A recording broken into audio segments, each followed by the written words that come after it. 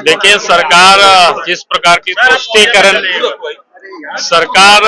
तुष्टीकरण की राजनीति जिस प्रकार से कह रही है, इसी कारण से जो असामाजिक तत्व है उनकी मनोबल धीरे धीरे बढ़ रहा है। पिछले दिनों होली के समय कई एक जगहों पर घटनाएं आई, आप सबको पता है।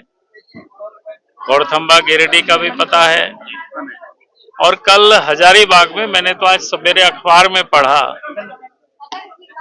कि लोग मंगलवारी को जुलूस नहीं बल्कि खेल रहे थे, लाठी चला अपना जो खेलते हैं, और उस पर फिर वहां पत्थर चलाना, फिर हंगामा खड़ा करना, तो ये बिल्कुल लगता है सोची समझी साजिश है। और हिंदुओं के पर्व त्योहार में बाधा उत्पन्न करना, आतंकित करना, तो ये मुझे लगता है कि ये कहीं से भी कोई क्षमा योग्य नहीं है।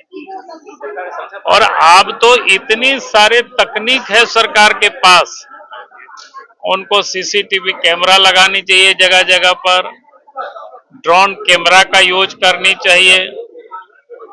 और मैं ये कहूंगा कि घर के अगल बगल जितनी भी जो सेंसिटिव या नहीं भी सेंसिटिव जगह है, सब जगह कैमरा मैन को भी लगा देना चाहिए। आप सब लोगों से भी मैं कहूंगा कि इसकी जो विजुअल ले करके, ताकि किसी के हाथ में कोई पत्थर फेंक रहा है या कहीं भी कोई गड़बड़ कर रहा है तो फिर उसको आसानी से पकड़ा जा सके और उनको दंडित किया जा सके। तो सरकार को ये सुनिश्चित करना चाहिए, क्योंकि सामने रामनवमी का भी पर्व है, ईद भी है, सरहुल भी है, तो ये सभी, और ये चिंता का विषय है कि हिंदुओं के पर्व में ही सब गड़बड़ होती है, हमला वहीं होते हैं।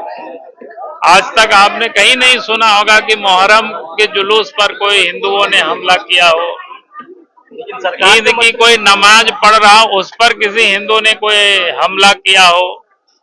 आखिर हिंदुओं के पर्व पर ही ये हमला पत्थरबाजी क्यों होती है?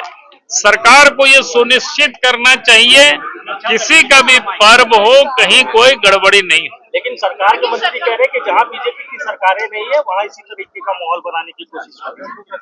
तो यहाँ तो इनकी सरकार है ना, तो इसलिए इनको ठीक करना चाहिए, इनको चिन्हित करना चाहिए और चिन्हित करके उन लोगों पर कार्रवाई करना चाहिए कौन गड़बड़ कर रहा है।